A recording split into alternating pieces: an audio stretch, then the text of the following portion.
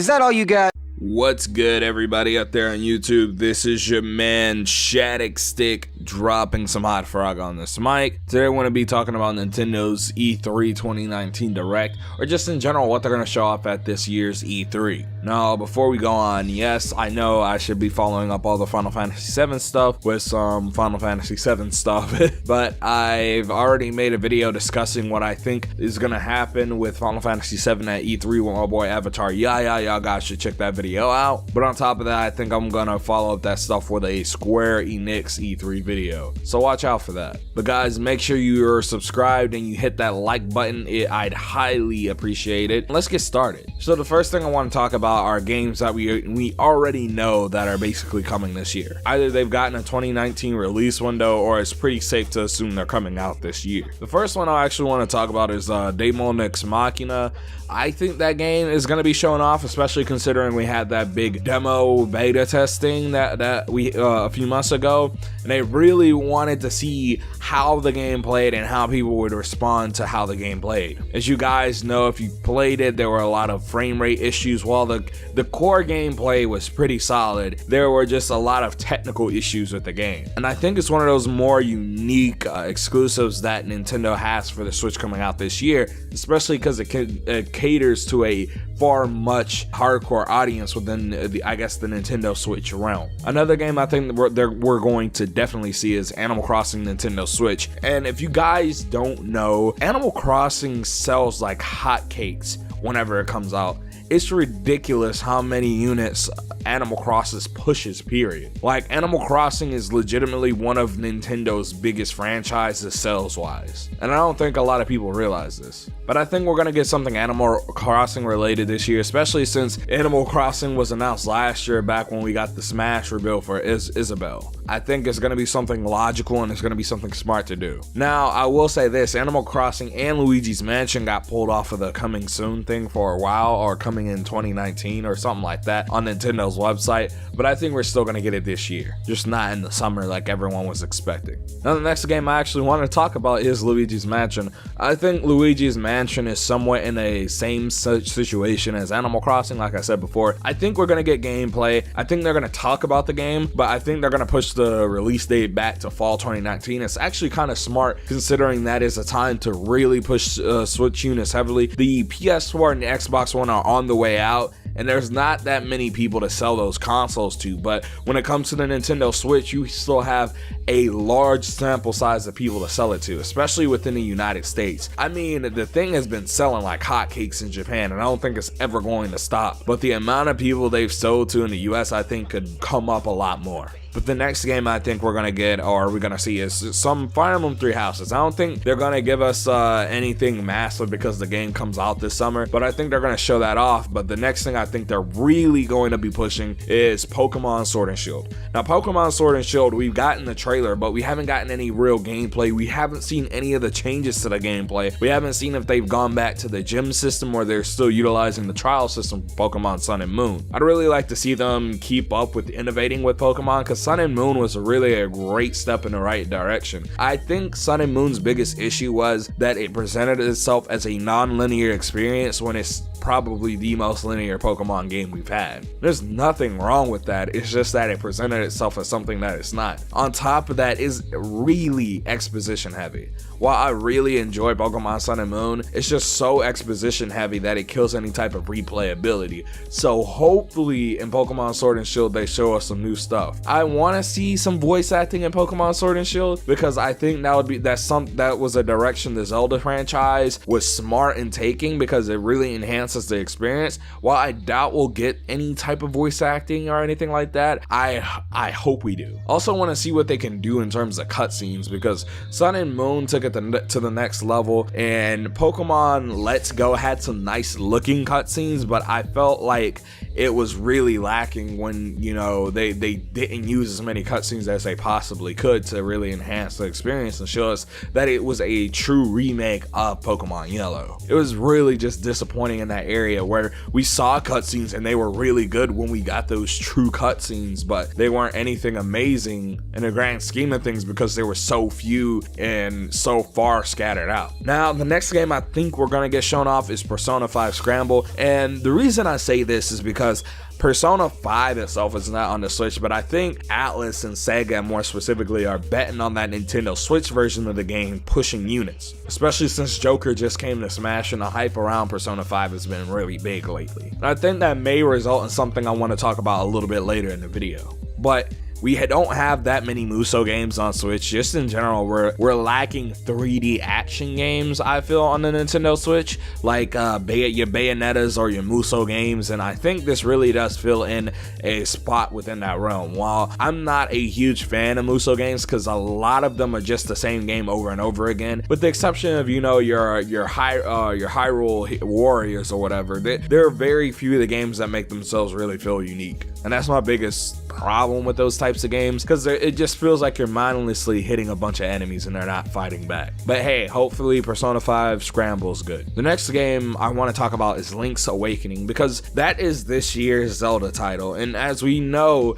Nintendo wants to push a Zelda title every year, and I think they're going to keep it going with these remakes and re-releases of Zelda games. Now, some people don't like the art style of the game, which I actually really like it. I think it's really cutesy, and it actually kind of fits Link's Awakening, and it adapts the game well to a 3D space or 3D style graphics. Hopefully we'll see more. Maybe they tell us more about the changes they made to the game, or really just how accessible it is. I wonder if it's going to be a full price game though, because it is a remake, but at the same time, I don't see them releasing this game at full price. If they do, I won't be upset, but like I don't see them releasing this game at full price. I think we're going to get a solid release date on this one, and they're going to tell us how much it'll cost. And they'll probably talk about an amiibo or something alongside it, and even some DLC for Breath of the Wild maybe. The next game I want to talk about is Dragon Quest XI Switch, or Dragon Quest XI-S, because that is the definitive edition. It has already been said by Square and Nintendo. This is going to be the definitive version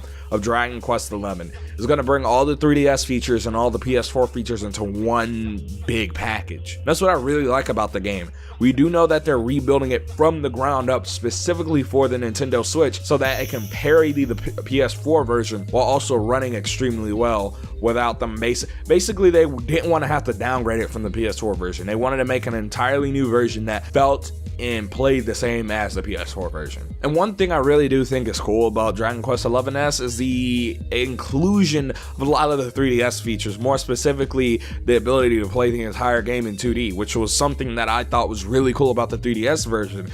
When I heard the game was coming to PS4, and I don't think it has that, correct me if I'm wrong, I haven't played it, but I don't think the PS4 version has that feature that the 3DS version had. And I was hoping it would come to the Switch version, which it has. I'm gonna be definitely trying to pick this one up because I'm really interested in it. While I'm not the biggest Dragon Quest fan, I have played like the likes of 8, 9. I played like 5 on DS. I played 3. And 2 and 3, I think, actually. I mean, I haven't really beaten any of the Dragon Quest games. I've just kind of played them. I played the Monster Hunter Joker, the Dragon Quest Joker game on both of them on DS, and I really enjoyed those. While I haven't really beaten any of the Dragon Quest games, I've always enjoyed, you know, what I've played of them. And I'm really hoping to pick this one up soon, or whenever it comes out. Hopefully we get a solid release date on this. I don't think Japan even has a release date outside of it coming this year. So hopefully we get a concrete release date and we're able to pre-order it or something right as soon as the direct ends. The next game, which is actually really big, and it's a lot bigger for Nintendo than a lot of people think, is Marvel's Ultimate Alliance 3. With Avengers Endgame coming out this year, this is the year for Marvel. We're probably having the Avengers project come out this year from Square Enix, where we just had Avengers Endgame. We have Marvel's Ultimate Alliance 3 coming out a month or so after Endgame. 2019 is the year for Marvel, and I think this game is really gonna push that idea that this is the year for Marvel, and I think is really going to help push units for the Nintendo Switch, being that it is an exclusive to the Nintendo Switch, which is actually kind of odd considering the other two games released on the 360 and the PS3 back in the day. Well, I do think there maybe was a Wii port. I know it was on PS2. I think there was maybe a Wii port though in the past, but I don't remember. I played it on PS2 and PS3, so what am I gonna do? And the last game on this list of games that we know are coming out this year that I think are really going to be shown off at E3 is Astral Chain. Now, Astral Chain is Platinum's newest announced game for the Nintendo Switch. It is an exclusive, and it looks like it's taking the place of Bayonetta 3 for Platinum's release for this year. I mean, we already know Platinum is working really close with Nintendo. Nintendo is basically kept that company afloat, so it's nice to see that Platinum's able to release games, and Astral Chain actually looks really enjoyable. It looks, the best way I can describe how this game looks is JoJo's Bizarre Adventure cross Power Rangers, and that's something I really think is cool. Like, it's honestly one of the most interesting looking games, and I really hope this comes out this year. I'm really hyped for Astral Chain. Maybe they give us some more information soon on it, which I'm hoping they do. I hope they give us a release date, because I'm probably gonna pre-order it after the stream is over. If they do give us a release date, gonna go to Amazon and be like, take my wallet, because that game just looks like a whole snack. It looks like it's open world. It looks like it takes advantage really of that action adventure style gameplay while keeping the game open world.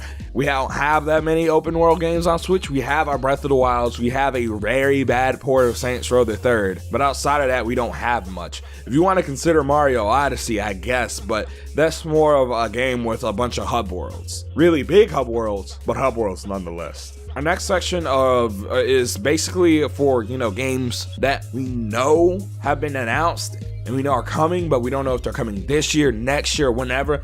My first one is Bayonetta 3. Now, if you guys don't know, Bayonetta has really pushed itself up there as one of my favorite video game franchises of all time. And there's only 2 games in it. There's a reason why. The games are phenomenal. Bayonetta 2 is one of my favorite video games of all time now. Like, Bayonetta 1 already was, but Bayonetta 2 really pushed the boundaries of what I thought the game could do, because when I played Bayonetta 1, I was just like, how does it get better than this? And Bayonetta 2 really delivered on that. They didn't have to do a ton to make it feel, far different, if you understand what I mean. While the games feel similar, Bayonetta 2 makes you, it's one of those situations where you don't feel like you're starting from scratch. It feels like you're picking off with the strength that Bayonetta had at the end of the first game, which is always great. That's one thing I really like about Bayonetta 2. Bayonetta 3 is really just an enigma, and I'm wondering if they're going to show us gameplay, if they're going to give us any updates on it, because we recently got an update that the development team has taken a new approach to developing the game, but they haven't really expanded on that more than that. Hopefully we get some more information, because I'm scared that this game may be in some type of limbo. But then again, I just think maybe it's one of those situations that when we heard the development process of Bayonetta 2, it's really just a decision on where the game's development is heading. Because as you guys know, originally they were toning down Bayonetta 2 until Nintendo stepped in and were like, no, don't tone this game down. Turn it up to 11. Make Bayonetta sexier. Give us more, lewd scenes. Give us more extreme deaths. Make the game gorier. And I think that's one thing that really shines about Bayonetta. It pushes all those boundaries in a way. I think that's one of the things that gives the game its unique aesthetic. But hopefully we hear something about Bayonetta 3, because I'm genuinely concerned that this game just may be stuck in development limbo. Not development hell, but development limbo, where it's in a state of, they're pushing to work on the game, but they're not really getting any progress done. But it's not like they don't know what to do. It's just that they aren't in a state to do that. Maybe because they're working on a bunch of projects. We may never know. But the next game I think is going to be maybe talked about there. And I don't even think we're going to get gameplay. I think they may just update us on some stuff. Is not Bayonetta, but Metroid Prime 4. And what I think is they're going to talk about Metroid Prime 4.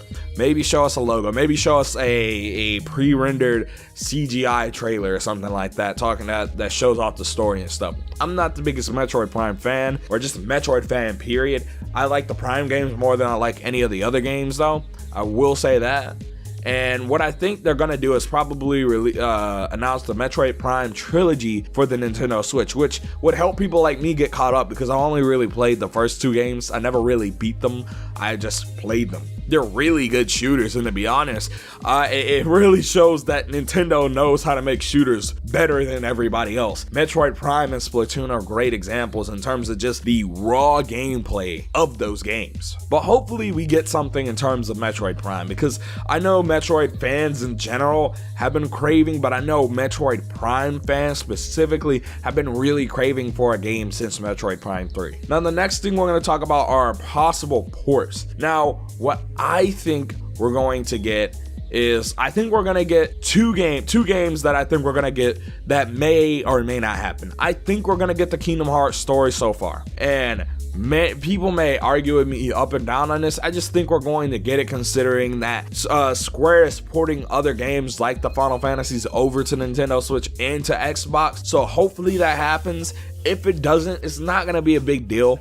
There's a large possibility that it may or may not happen, and that's the thing. Like, it's one of those, it's gonna happen or it's gonna never happen. I hope it happens, because I want to be able to take Kingdom Hearts with me on the go and have all of them with me there at the time. So that's one thing I hope. I hope we get Kingdom Hearts announced for the Switch in some capacity. The next thing I want to talk about is, I think Persona 5 The Royal may get announced for Nintendo Switch. Now, we know as of right now that it's a Sony exclusive, and we know that Persona 5 Scramble is coming to the Nintendo Switch. So what I'm thinking is they were holding off the announcement of Persona 5 The Royal for Nintendo Switch and saving it possibly for a reveal at Nintendo's E3. It's completely possible, and I haven't given up the possibility that the true Persona 5 or Persona 5 The Royal, which is the updated version of the game, could be coming to the Nintendo Switch. It may not. If it doesn't happen, oh well, it's not the end of the world, but I think that it may happen, and hopefully it does. I want to see that happen. I really want to see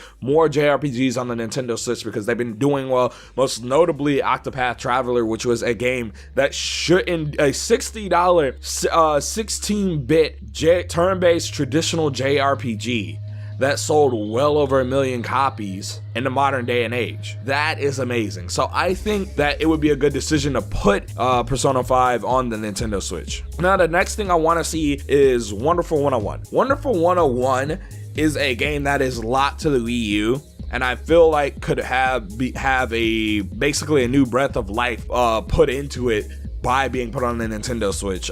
We know the original sales of Bayonetta 2 weren't all that great because it was kind of locked to the Wii U, and basically the Switch port helped to bring that game over, I think, 1 million. I think it helped to bring it over 1 million copies, or bring it right near 1 million copies. So I think bringing the Wonderful 101 over would be great. It's a really unique game, and I think just being able to have that game on the go would be really good. I just want Wonderful 101 so I don't have to turn on my Wii U, to be honest. I'm not gonna lie. The last thing I think may get announced is a major third-party game a la Call of Duty. What I mean by this is, I want to see something like a Call of Duty come to the Nintendo Switch, because it signifies how powerful, not necessarily the hardware, but the sales and the importance of the Nintendo Switch is within the hardware space. We have been seeing a lot of sports games come back to Nintendo consoles, most notably FIFA and 2K coming to the Nintendo Switch, all these yearly franchises. We may see an Assassin's Creed come, we may see Ghost Recon, or Tom Clancy or something. We may see a Call of Duty. I don't know, but I feel like something big, in that vein, like a Call of Duty, like an Assassin's Creed, like a Madden, could come to the Nintendo Switch. One of those major third-party yearly series that we see released on every platform. The last few things I think we're gonna get is, I think we're gonna get Xbox Live on Switch. As we already know, we're getting Xbox Live on the Switch anyways. Microsoft and Nintendo have already announced their plans for this, but I really think that they're gonna announce some type of premium Nintendo Switch online service where it includes Xbox Live, the ability to use Xbox Live parties, etc. on the Nintendo Switch natively. And then on top of that, I think it's gonna be able to, I guess, hopefully integrate things across both your Nintendo Switch and Xbox Live, allowing you to have, I guess, achievements and stuff. That's one thing that's really missing from the Switch. While it isn't needed, I'd like to have achievements. It's nice to have them there and know how much you progressed in the game. But in general, I just think the overall integration of Xbox Live within the Nintendo online realm is going to happen at E3, or their announcements for the plans for that, whether it be at Nintendo or Microsoft's E3. The next thing I think we're gonna get is a Smash character reveal. And we already know we're gonna get one. It happens at E3 every year, basically. Who that may be, we don't know. Hopefully it's Sora. For me, your boy wants Sora real bad. Or just another Square Enix representative. It doesn't matter. Or you could bring him, you could put Leon Kennedy in the game. Just put him in the game. Or you could put DANTE in the game. I don't like Devil May Cry at all, but I think DANTE is a cool character and he would be amazing to have in Smash, considering Devil May Cry is coming to the Nintendo Switch. But yeah, I think we're gonna get a Smash character reveal, and possibly, again, like I said, an update to Nintendo Switch Online. We're probably gonna get something along the signs of Super Nintendo games, or even maybe Nintendo 64 games. It depends really on what Nintendo's plans are and how far they want to go in terms of just I guess their online service. Do they only want to offer the NES games? I really want them to offer more, because right now Nintendo Switch Online just feels like I'm paying $20 just for the sake of paying $20 to play online. It really is unnecessary because it doesn't add any inherent value to the Nintendo Switch, and it makes me angry because it really is a scam. Nintendo is running a scam with Nintendo Switch Online, and hopefully they update it so that, there's more there than just, oh, you get to play your games online, but you got to do that at launch for free anyways. The netcode and the servers are all still poop. You still can't use proper voice chat on your Nintendo Switch. Like, come on, Nintendo, you can do better than that. But guys, tell me what you think we're going to see from Nintendo this E3. What we're going to see at their Nintendo Direct. This has been your man, Shadicstick. Don't forget to comment, like, and subscribe. Tell me how you feel about this video down in the comment section below. Was there anything you agree with? Was there anything you disagreed with? Is there something that you think is going to happen here? Tell me what you think down in that comment section below. Make sure you hit that subscribe button. It would really help if you did. Make sure you follow your boy on Twitter, and also make sure you join the Discord. The link is down in the description below, guys. We are on the road to 4K, so please, it'd help if you could subscribe, please. But remember, Hot Faraga turns to Cold Blizzaga. Make sure you check out some of my other videos. Peace, kiss, kiss.